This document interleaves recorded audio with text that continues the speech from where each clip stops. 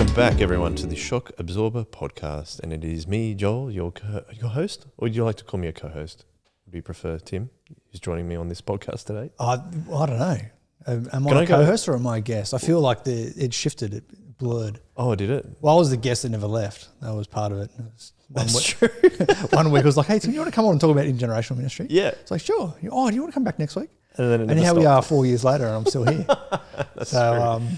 Maybe he's too polite to kick me off. No, that's not true. Very welcome addition to the podcast. Yes, but that's true. I mean, I feel like I always sit in this chair. I'm on a different camera. Does that make me the host? You're the host, yeah. I'm the host? You can be, but maybe you're Compare? co-host. Is there a... Compare. Goodness. I feel like that's a word that was used when I was growing up, but now no one uses it, like for MC. Yeah, right, yeah. Oh, who's the compare for this evening? Oh, okay, yeah. Well, you definitely have the MC role of the podcast, as in like you're moving the conversation along, you're asking the questions. Yeah, it's good. And I have MC'd a number of weddings. You have, yes. Yes, that's always been fun. You were the MC of choice for many, many years. Right? I noticed you saying that your time is up though, Joel, and I think you're right. I think it's true. I think between you and Tom Inman. Oh, Tom Inman. You and Tom Inman. Oh, Inman. That's what I felt. I think you probably emceed a few weddings that Ros and I weren't quite in the friendship circle of. Oh, okay. So, but yeah, I think I saw you and Tom, wedding for wedding, toe for toe. If everyone's listening, you have no idea what we're talking about. Tom Inman was someone at Soul Revival Church, but he was a very funny man. Yes, and still friend of Soul Revival. Friend of Soul geographically, Revival. The Inmans live in Orange now. They do. Shout out to the Inmans. You guys are awesome. We lived in their house for quite a while, actually. Oh, there you go. No longer.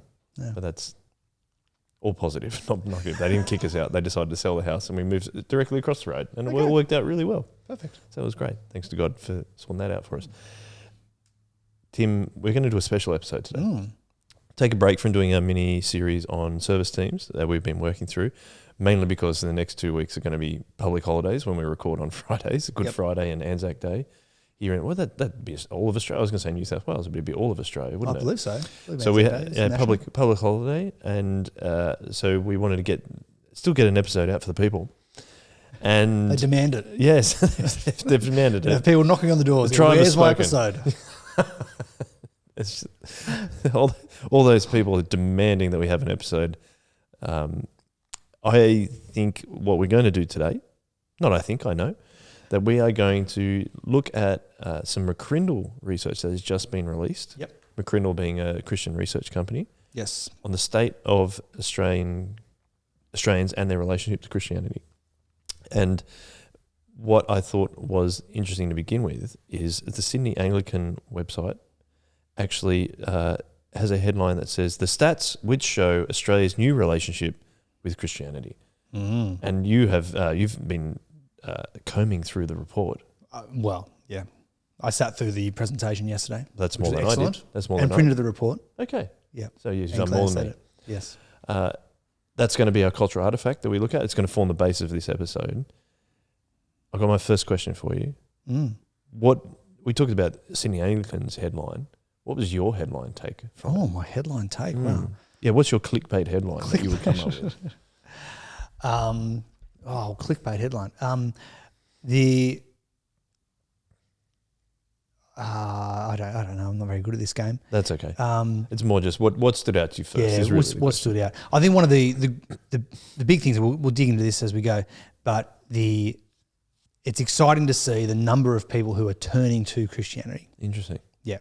Which is why I'm guessing there's the headline of the new relationship with Christianity, as Sydney Anglican's website said. Yes. Yeah. Yeah. And so one of the things that they really wanted to draw out and do this really well is when the census figures came out. So this is the 2021 Australian census.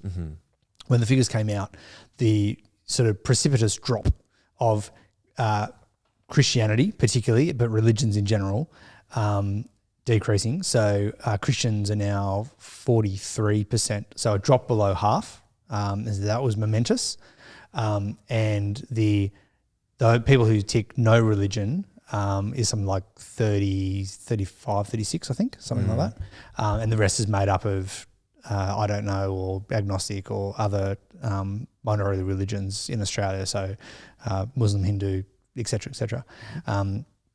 But yes, that made headlines for both in the Christian world. There was sort of like, oh my goodness, we're now 50%, sorry, under 50%. We're less than half Christian in Australia, and then also a lot of those who would sort of rejoice in that took great pleasure in the fact that, yep, see, Christianity is losing its influence. This is good news, and so we should be giving preferential treatment to those other sort of non-Christian religions or no religions or those kinds of things. So we should, the idea of a Christian heritage in Australia is done and dusted, whether that means, oh no, the world is falling in, or hooray, this is wonderful news. So that was kind of the big news points out of when the 2021 census data came out on religion. I'm just looking at some of the graphics that you looked at. It seems that in the 2011 census it was 61%, 2016 was 52%, and then it was 44% of Australians identifying with Christianity over that time. Yeah, that's right. Yep. And there's lots of reasons for that. We can get into some of those. But yes, one of the really interesting things that McCrindle was able to do is because there is actually something that runs alongside the census, which they say not many people knew about. I certainly didn't know about, which is that they actually do longitudinal studies on particular people's responses. Okay. And so you can actually see where people change their mind. And so they're particularly interested in, what has changed? So there's a representative sample from the census. They also did further research themselves and did representative samples from and longitudinal surveys. And then they also used data from the National Church Life Survey, the NCLS, which is a really significant church-based survey in Australia that many of our Australian listeners will be familiar with. They took data from all of those sources and painted a picture of what are some of the surprising things. So we all know this data. Yep, people are less identifying as Christians in Australia. Yep. Okay, we know that. What else might be happening? And they're noticing actually some really interesting things. And so this report that they've put out is called an undercurrent of faith. The idea being that the current is away from religion, it would seem. And yet there's some interesting undercurrents that are countering that change in some ways. So that was what they pointed out. And so, looking at the people who is turning towards Christianity from no religion. So they're looking at the number of people who move from no religion to Christianity. And they're noticing that that's actually there's an increase there.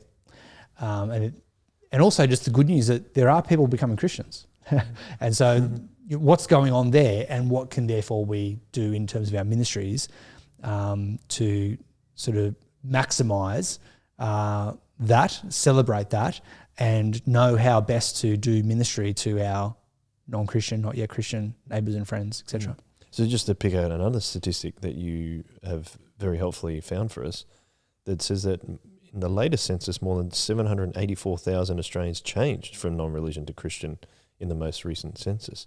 So it's funny that there's this supposed, on first observation, there's a drastic decline, like you're saying. But then we're hearing that there's so many other people changing from non-religion to Christian as well. Do they put what? And that's the basis of them saying there's an undercurrent of something that's actually different to what the mainline view would be. Well, I mean, it's like it is true. Many more people are becoming, are changing from Christianity. Yeah. So it is the case that many, many more people, as a percentage of the population, used to tick Christian and now do not. So that is a real statistic. So, and there's lots of reasons why that might be the case. But they're noticing that even though overall the number drops from those identifying Christians, there are people who have, in the last 5 years, have actually changed from no religion to Christianity. And so they're interested in, what's going on there? Who are they?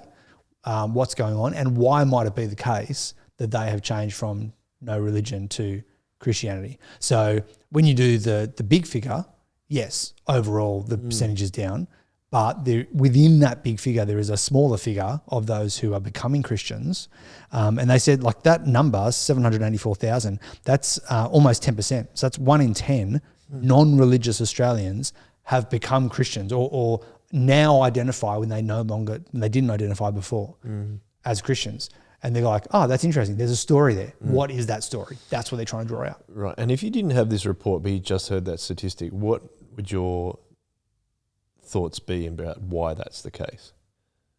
So, like, why do you think they would? If you're a sociologist, as you say, or you enjoy I enjoy sociology. Yes.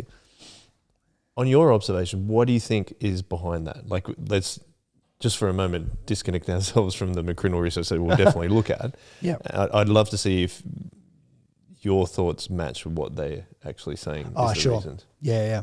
Well, I mean, my thoughts would be because the kingdom is still at work. You know? So Jesus is working. Jesus is working, and he's still being patient, and he hasn't come back yet because there are still people who are becoming Christians. Yet to be saved. So that's a sort of I suppose theological lens on it. In terms of what I would notice, we've talked in the last couple of weeks. We talked about Freya, India, and the observation that younger people, particularly younger men, seem to be turning towards Christianity. When we get into some of the youth statistics, I think that's interesting as well because you get those who, one of the biggest turnaways from Christianity is also in young people, which might be that their parents marked them as Christian in the survey when they were underage and weren't filling in the census for themselves. Right. But now they're of age and have said, no, that's no longer, I don't identify as that, or I did in youth group and I don't anymore. But I think we also do see that significant numbers of young adults become Christians and older teenagers do become Christians. And we see that in our youth ministries all the time. We see people becoming Christians. And that's something that NCLS doesn't quite measure in the same way because one of the biggest statistics, and we used to talk about this at YouthWorks all the time, is the number of children of church attenders who are attending church, and there's a significant drop-off between 12 and 21. So whereas at the 12-year-old children of church attenders is getting like 95% of 12-year-olds are attending church. By the time you get to about 21, 22, it's something like 50%. But that's only measuring the children of parents who are Christians and in the churches. So what that statistic never measures and can't measure is those who have come from non-Christian homes to become Christians. Right. And certainly we see this all the time, and good youth ministries around Sydney are seeing this, that teenagers are becoming Christians. So their parents are not filling in the NCLS, but they are filling in the census, and they themselves, as they get into young adulthood, are filling in the census. And so I think that is going to be one of the statistics that we will see, is that people are becoming Christians in their later teenagehood. So that's what I would expect to see. The data here, it's got an interesting twist on that it's actually a different demographic as well. But just before we get into that, I was going to say, I find that a really interesting point about that when adults are filling out their survey for their children, they're saying this is their religious affiliation.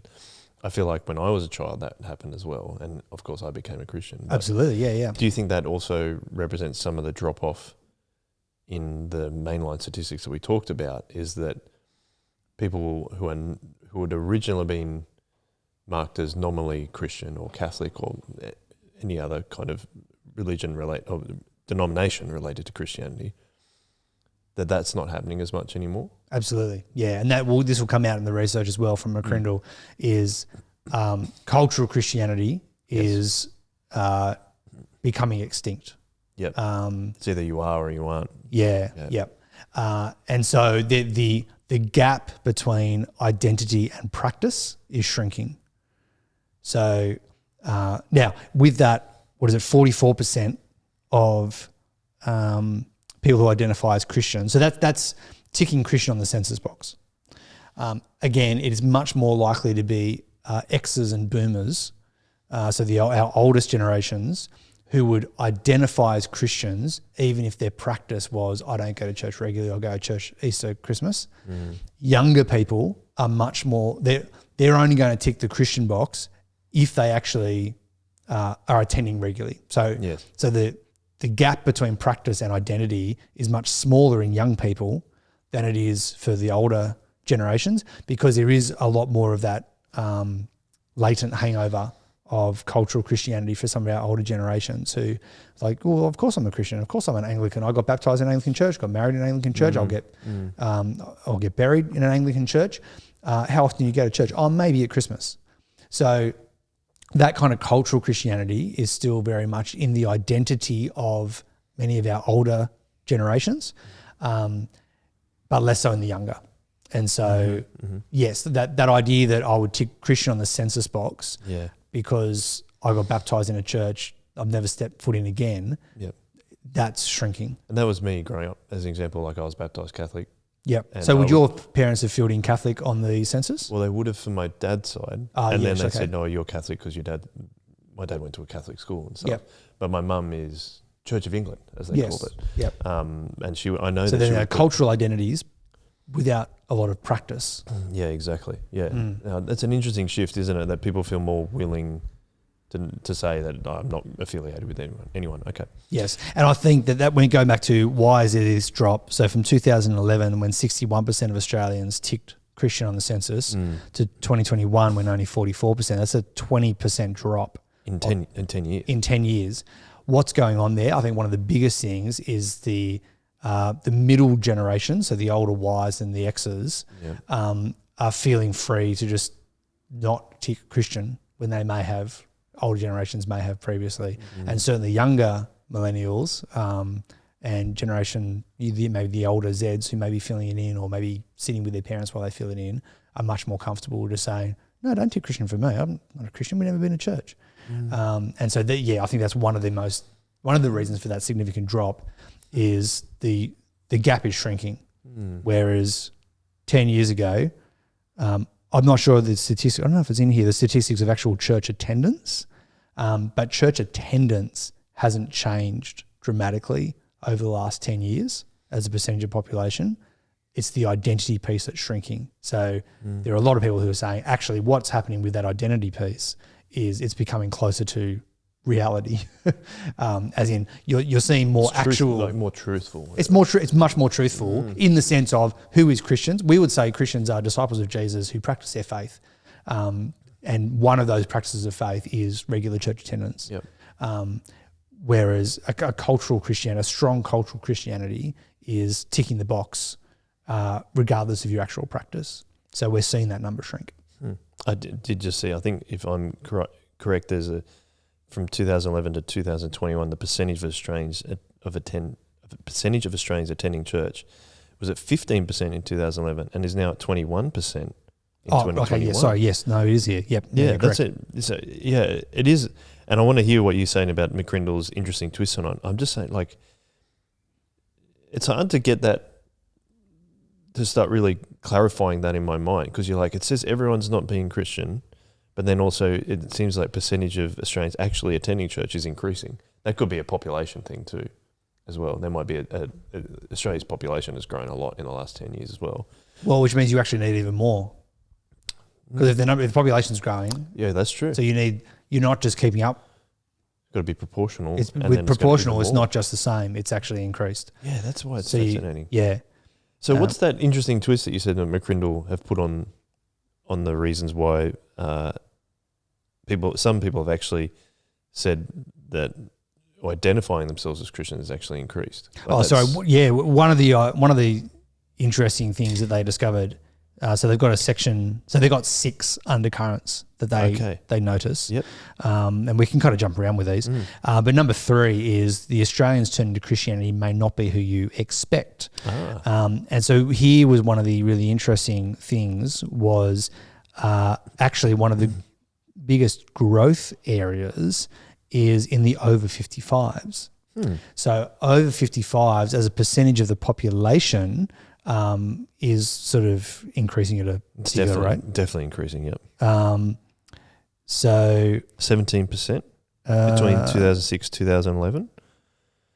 And then, Yes. Then 15% between 2011 and 2016. And by 21, it's even higher. So the first statistic I said was 5.5 million.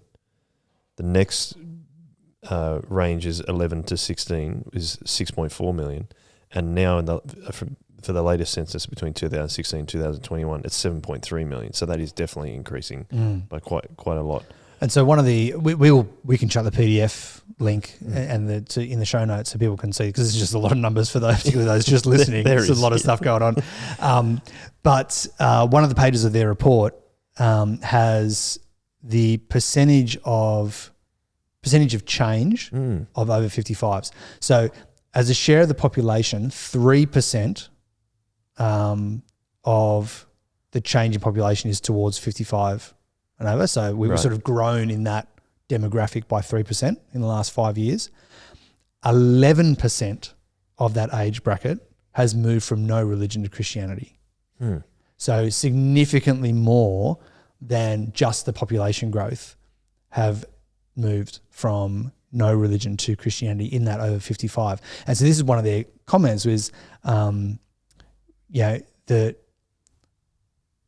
I made the comment that, baby boomers are more likely to be culturally Christian, maybe tick that box. But actually what we're seeing is, by 55, you're now hitting the older Gen Xers, actually. Many more of those are last census ticked no religion. Yeah. This census ticked Christianity. So that's really curious as well. They also talk about some of the things that might be drivers of those who move towards Christianity.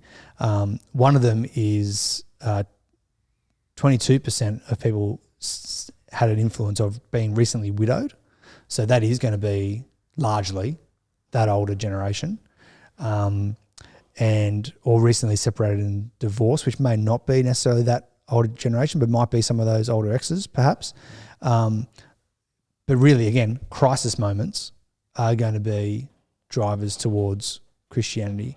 And we've seen this in our church. We've got people, I can identify a few on Sunday morning, who are in that over 55 demographic, who have come to church from non-faith or very latent faith backgrounds, who for crisis moments, whether it be health, sickness, separation, divorce, death, other things going on, has been that impetus to come back.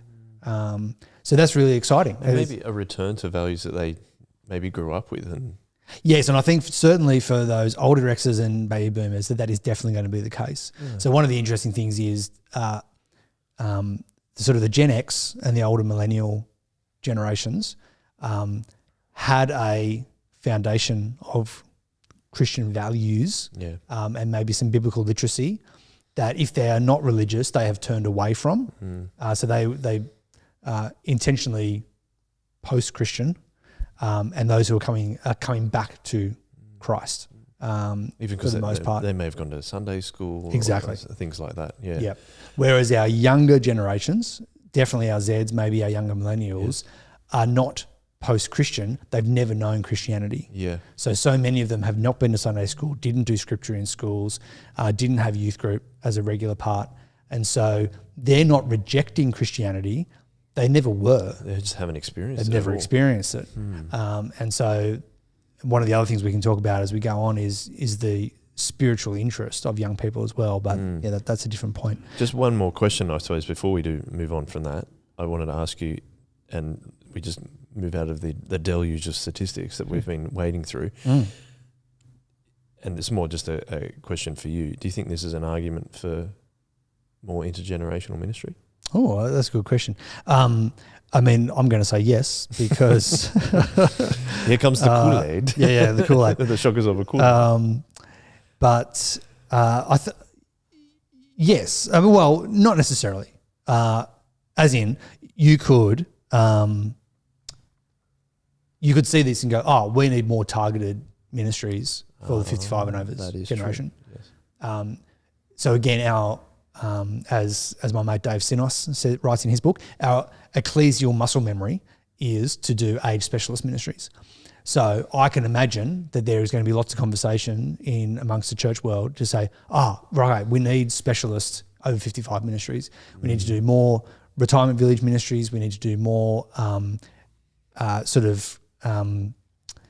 there's a special name that people use, but basically that entering retirement, leaving retirement, like sort of, that life stage moment that people have, which again can be a crisis moment for some people because so much of their identity is caught up in who you are and what you do for a job. And so those who go through retirement can be a massive moment of crisis for them.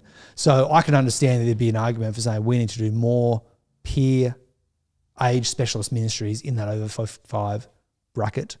However, as is one of our common themes here on the Shock Absorber, as moderate intergenerationalists, yes, that could have a place. I certainly think that some churches could do some good work in helping people move from full-time work to post-full-time work. What does that look like? And actually, it's kind of like what we talk about in youth ministry all the time, that, moving from high school to whatever is next, that's a massive change. Yeah. And everything including some of your faith relationships, are bound up in your core place of identity, your second place, to use that first place, second place, third place language.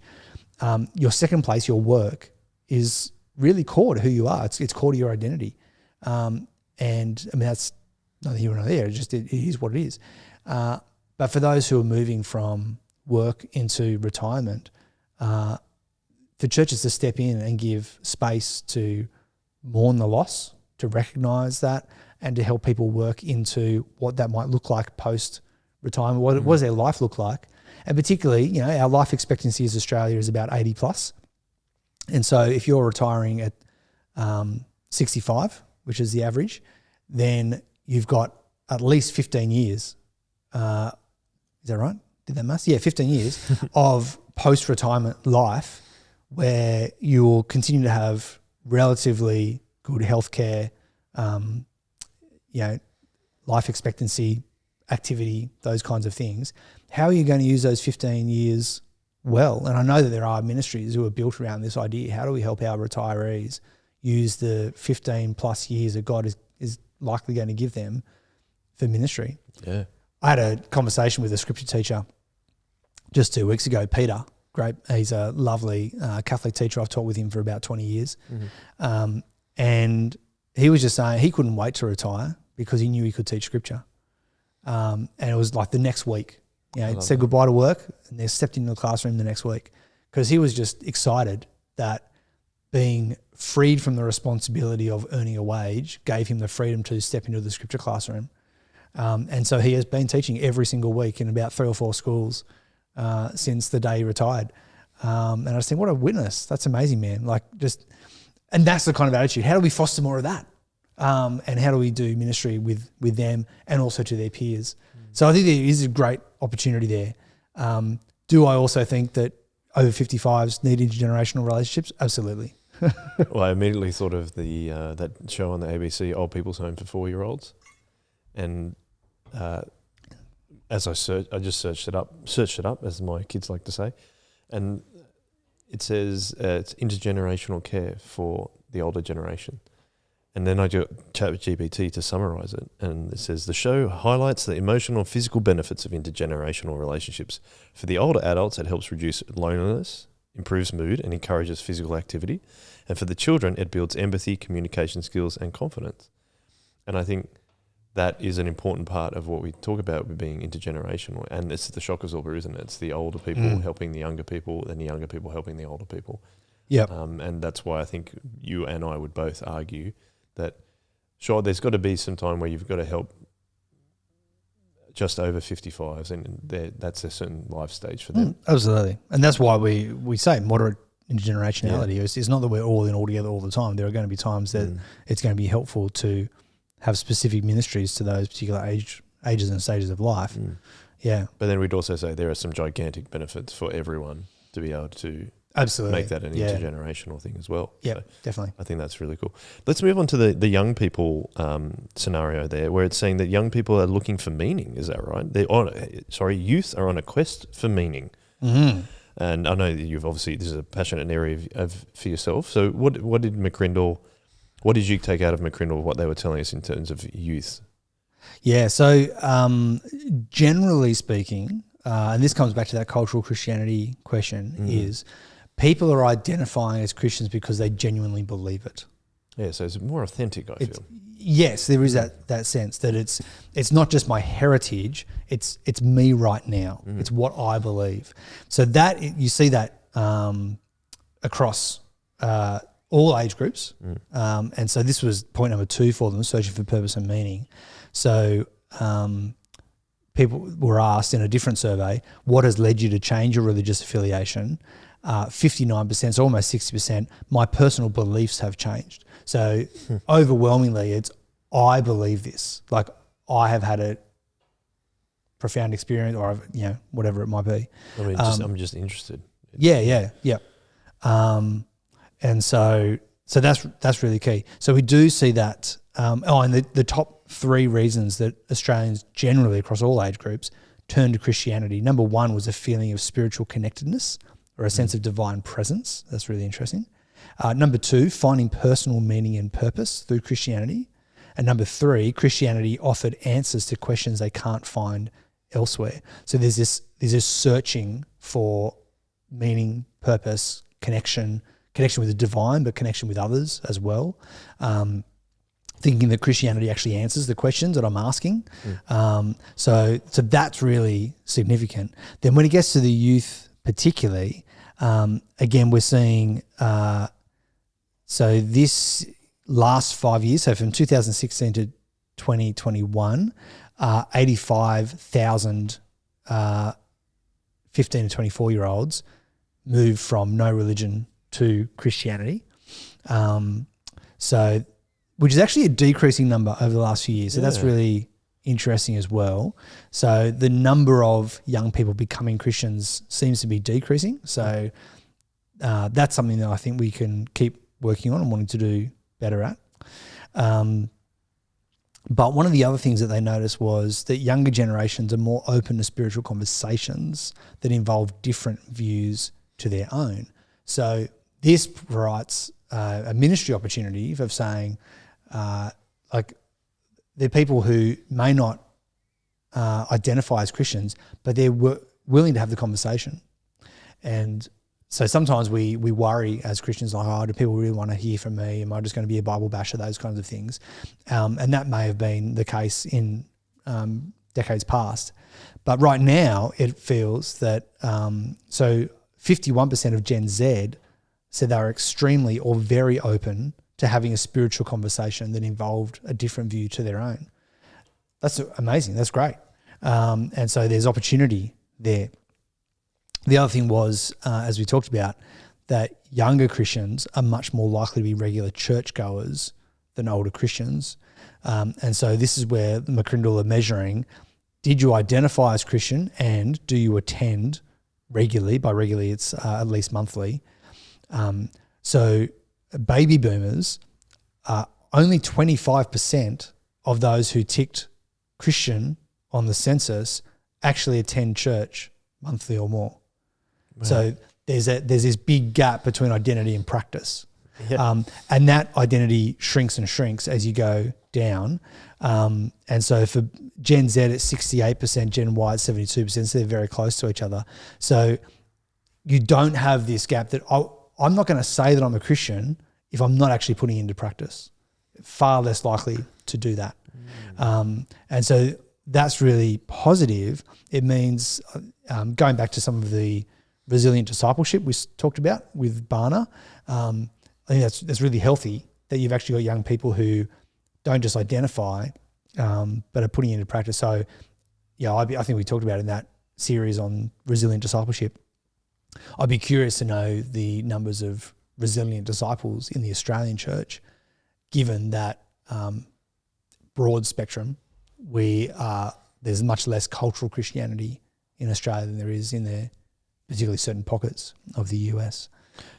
What's your thoughts around that, of why that's the case? Because I find this, perhaps the search for authenticity, really interesting in terms of, do you think that the younger generations feel like they've been, the older generations have been pretending, and they, like, we know you're actually making this up, you're putting a face on, you weren't actually living out what you actually were saying. And I wonder if it's also something to do with, because you can now become whatever identity you choose to be, and there's so many different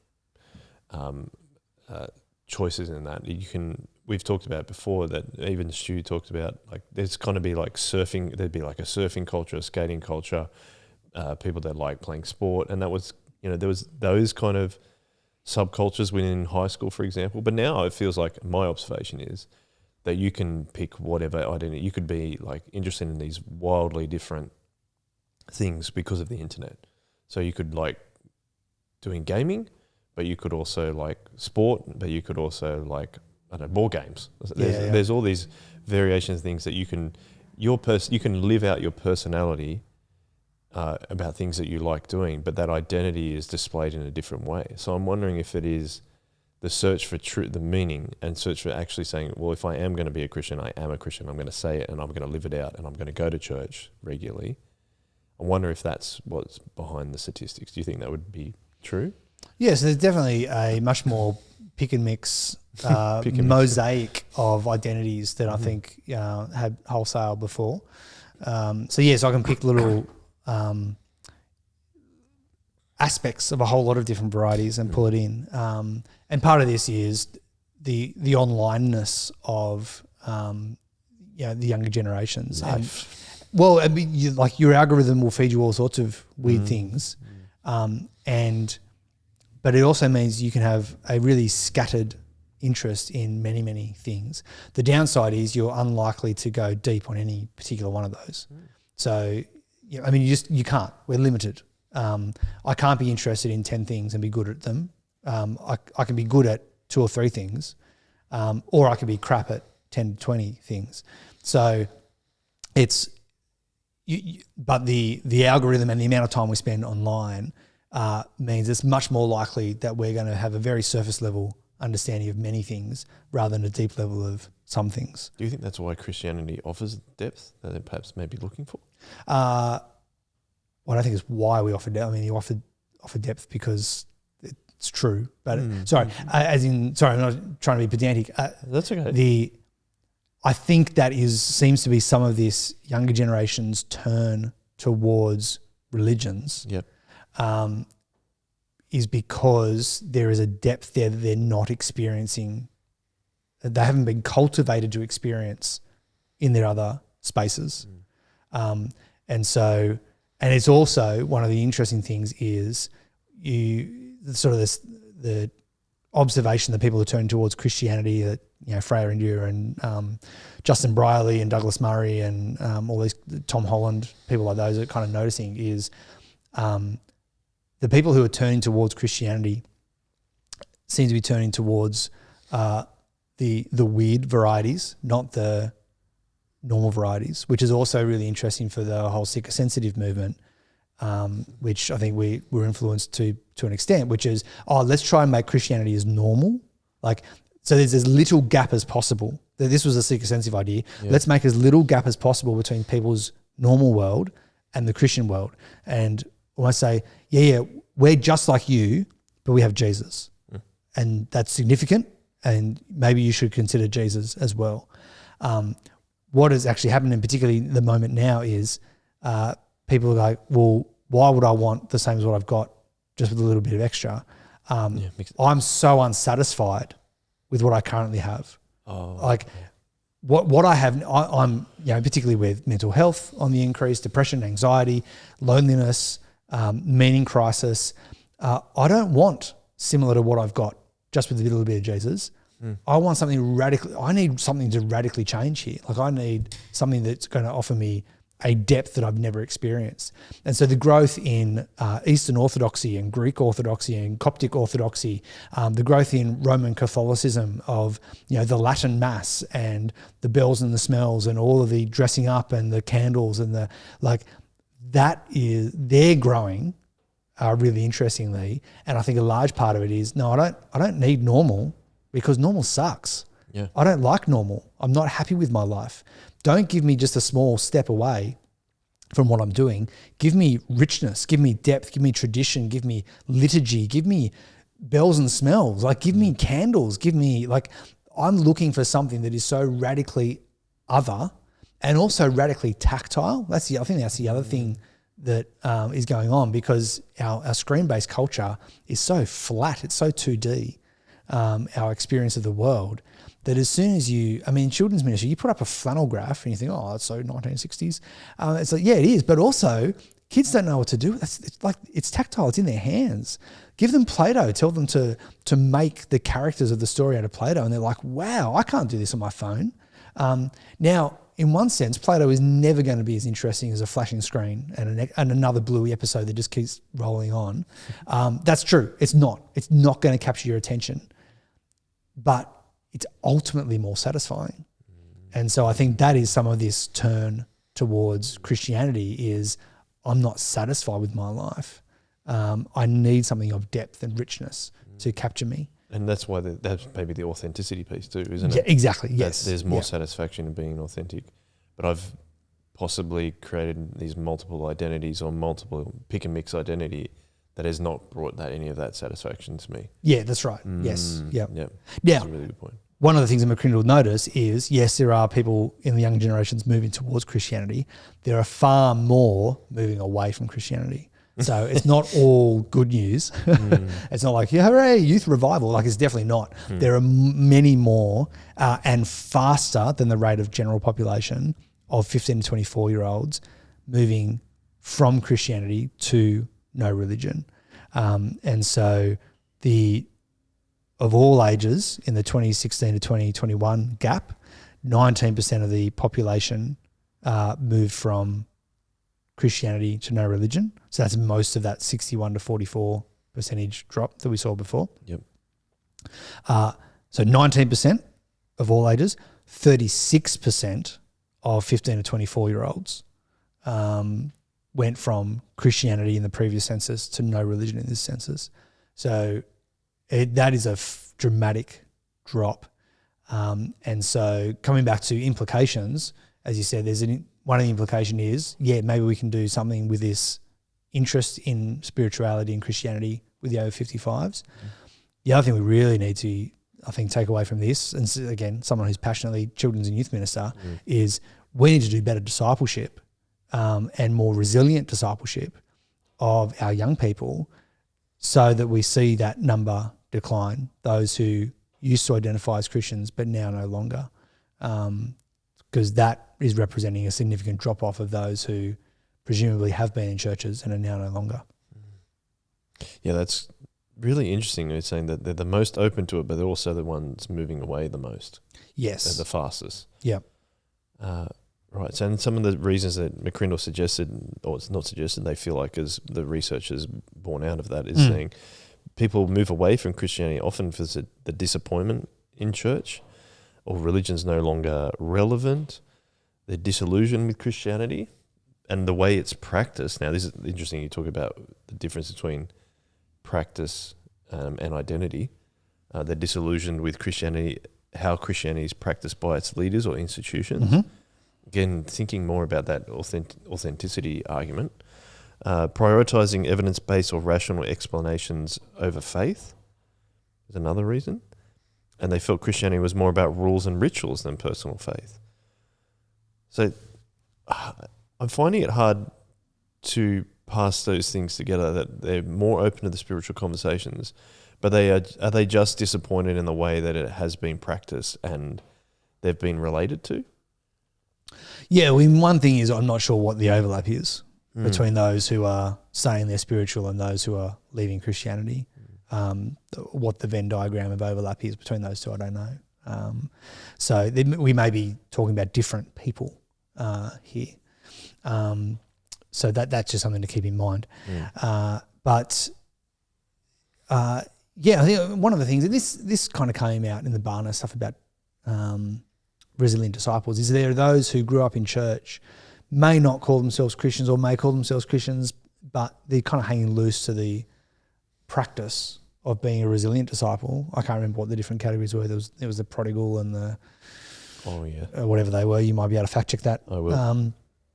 But there are those who are kind of open to spiritual things, open to the general warmth. They may be warm towards Christianity, but are not necessarily highly engaged. Yep. So they may be some of those spiritual. Sort of half a generation ago, we used to talk about spiritual, not religious, which were those who basically didn't do the practices of faith, but had a sense of the divine, thought the divine was important, didn't really have a label for it, certainly didn't want to commit to anything particular, but were happy to have spiritual conversations. So I think there's still a little bit of that. And that is one of the things that McCrindle, let me just find the right page of the report. While you're doing that, I forgot the 4 kinds of exiles that Barna called them. Prodigals, who are ex-Christians. There is nomads, they call them lapsed Christians, who identify as Christians but haven't attended church for the last month. Habitual churchgoers, who describe themselves as Christian. They go to church more than once in the past month, but they don't have foundational core beliefs or behaviours associated with that. Yep. And which probably sounds like one of those reasons, if we go back to the McCrindle research, of why they're saying we don't like the way people are practicing it, given that they're saying that they are Christians, for example. And then the final 10% for Barna, they say, are resilient disciples who attend church at least monthly, engage with their church. They trust firmly in the authority of the Bible and are committed to Jesus personally. And they also express a desire to transform the broader society as an outcome of their faith. So there's those 4 kinds of exiles. You had the McCrindle research you were trying to find as well. So this is talking about the your attitude towards Christianity, which is really interesting. And so this is asking all sorts of people, those who are Christians and not.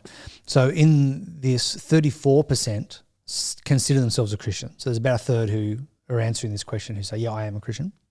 There's another third which are warm towards Christianity. So that is, they believe in Christianity but don't consider they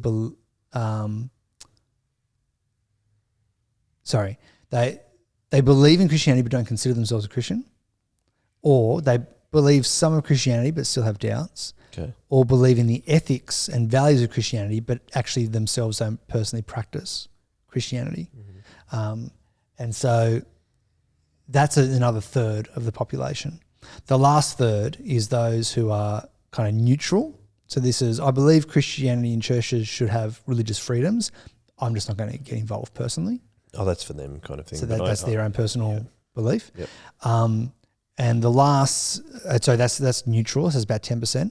And about 20% are what they call cool, which is I have some issues with Christianity.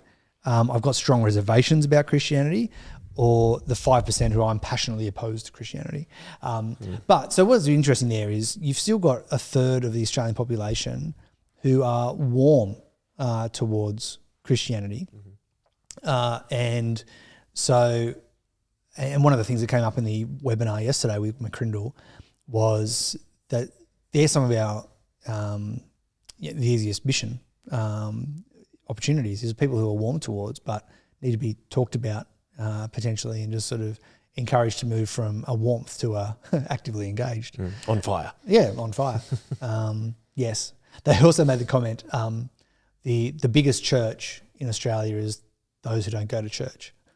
Well, what they meant is those who are ticking Christian on the census form but are not going regularly is a significant number of the population. And it would probably be more warm to actually... Well, you would think so. I mean, if they're ticking Christian on the census form, they're obviously, you presume, they're warm, they're not cool or agnostic. So, yeah, that's one of the interesting things as well. Oh, there's so much in it. That's the thing, isn't it? There's so much to break down, and almost sometimes these percentages that we're talking about is a bit overwhelming. The last one, though, was a really fascinating one in terms of people moving. So the last takeaway that we can kind of hit on is regional areas are moving away from Christian identity faster than inner cities. Yes. So that means that there's a graph there, and we might be able to, we'll at least link to this information, but it says the proportion of Christians in each region who move to no religion 5 years later and tying it to where they live. Yes. This is really interesting. So you've got remote, regional, fringe, metro, inner cities or capital cities. So they're kind of the categories. And they're all pretty steady. They're all increasing of those who are moving away from Christianity. They're all increasing, fairly flat, except for regional. Regional is almost no change between 2006 and 2011, 2011 and 2016. There's almost zero change between those two. Then for the 5 year between the 2016 census and the 2021 census, there's a massive spike, and now it is the highest. Now they did. Sorry, this is remote, I think, is that? This is remote. Did I say that? You said regional, but that's okay. Sorry. So people living in really remote areas of Australia. Areas, yes. Okay. Yep. And sorry, yes, regional has also that's increased faster than others. Yeah. So yes, in both the regional and remote, the change away from Christianity is a lot faster than anywhere else. One of the hypotheses that McCrindle put forward yesterday was that this probably represents the shift of people moving regional. So people who have no faith in the city, moving to a regional place, filling in the next census and saying, oh no, not Christian, so or no religion. Boosted that figure. So it's kind of boosted the number of the regional centres who are no religion. So that was one of the potential reasons why there's been such a significant shift, is actually because of population redistribution rather than something profoundly non-Christian is happening in our regional centres. Right. It seems to be a population growth. I'd be interested to see what they term as remote, but I also feel like that's a result perhaps of the housing market as well, that people are moving to more regional centres at least, if not remote areas, because they can afford to live there as well. And there's multiple reasons for the population move. One is housing, and of course the other significant one was COVID, which happened the year before this was. So 2020 was our big COVID year. Yep. And the census was in 2021. So there were a number of people who moved in those sort of 12, 18 months that would have been living in a different geography than they were to their previous census date. And remote work allowed people to move. Exactly, the digital workplaces. Yep. So summarise this for us, Tim, as we move on into the post 2021 census. What do you think we can take out of this to move forward as Christians, and where can we work on? What can we improve? I mean, you've put in a quote here, which I find very fascinating and almost quite brutal, where it says, many young people leave their faith not because there is a compelling reason to leave, but because there is no compelling reason to stay. That's a very harsh reality. It is. It's quite an indictment on our churches, I think, and in the way we do discipleship. Right. That we are not giving young people a compelling vision of Christianity that they can see themselves as Christians post primary school, high school, university, whenever they're dropping off. That the vision of, firstly the vision of who Jesus is. That's our most captivating vision, is to know who Jesus is. This is what we've been preaching about all term in John's Gospel. That I'm telling you these things so that you may have faith in Jesus as the Messiah, and through him, through faith, have life in his name. So that's the big message. That's what we're trying to do as churches, is communicate that to young people. Love Jesus. He is the one through whom we will have life, and life in his name. And brings transformation. I think that's brings transformation. And yes. And so I think that's the other part of the picture, is that this belief in Jesus is not just cognitive. It's not just knowledge about Jesus. It's not the rules. It's not the rules that we don't follow. And it's not just warm, fuzzy feelings. It has transformational benefit. And so to be able to communicate that well to particularly our young people, that this has implications for how you do university and work and relationships and life all towards the positive. Like, it's actually a beautiful vision. Discipleship of Jesus is a wonderful thing. And also at the same time as that, being honest about the reality that the majority of people you meet in the world are not going to be Christians. And so, I mean, this is kind of a big thing in my brain that I want to spend more time thinking and writing about. But if 43% of Australia identify as Christians, and what was the number? 21% attend church regularly, by that I mean monthly or more, then as an Australian, as I walk out my front door, 60% of the people I meet do not have the same belief system that I do, and 80% of the people I meet do not prioritise church to the extent that I do. That means that all of their assumptions about who I am, how I spend my time, the values and beliefs that I have are not going to be aligned with me. I need to be okay with that. And I think this is part of being a resilient disciple, is teaching our children and young people, you're going to come up against a whole lot of completely neutral or potentially negative attitudes towards who you are as a Christian. How are we training our young people to withstand that and to actually put their faith in obedience to Jesus' words, so that they have that foundation of rock rather than sand, like Jesus talks about, so that when all of these other, the winds and the waves come, or if you go to the parable of the soils, when the birds come, or the thorns grow up, or the rocky soil, like, how do you actually grow as, deep and bear fruit as a Christian? And I think a good part of that is going to be recognising that, most of Australia doesn't agree with you. So Australia's not going to have a problem putting on sport on Sundays. They're not going to care. Why do they care? Only 20% of the population of your suburb thinks that going to church on a Sunday is significant. So why would they care that putting sport on a Sunday is going to conflict with that? You need to come to terms with that. We've wrestled with Sunday sport for a long time. And I think it just increasingly, we're going to have to make decisions about, well, actually, no, Jesus is going to come first. Put church on a Saturday night, guys. Or put church on a Saturday night. It might be an answer. Yeah. Okay, 21st will come up on a Saturday night. Yeah, they are. Because probably 80% of the people you interact with at uni don't care that you do church on a Saturday night. So they're not going to change party night to fit in with your weird religious schedule. How are you going to, what's your response going to be to that? Employers are not going to, I want to work in this, food industry, but I can't work Friday nights, Saturday nights, Sundays, or Monday nights because of Bible study, because those things are significant to me as a disciple of Jesus. It's kind of like, or here's the other 80% of applicants who said they can work whenever they want. Yeah, right. And so we keep compromising on these things, which just means that we're allowing those weeds to form, the rocks to remain in the soil, and I think part of being a resilient discipleship is painting that broad picture, that beautiful picture of life as a disciple is not going to be easy. It's going to be countercultural, significantly countercultural, much more countercultural now than it was 20 years ago, even more so than it was 40, 60 years ago.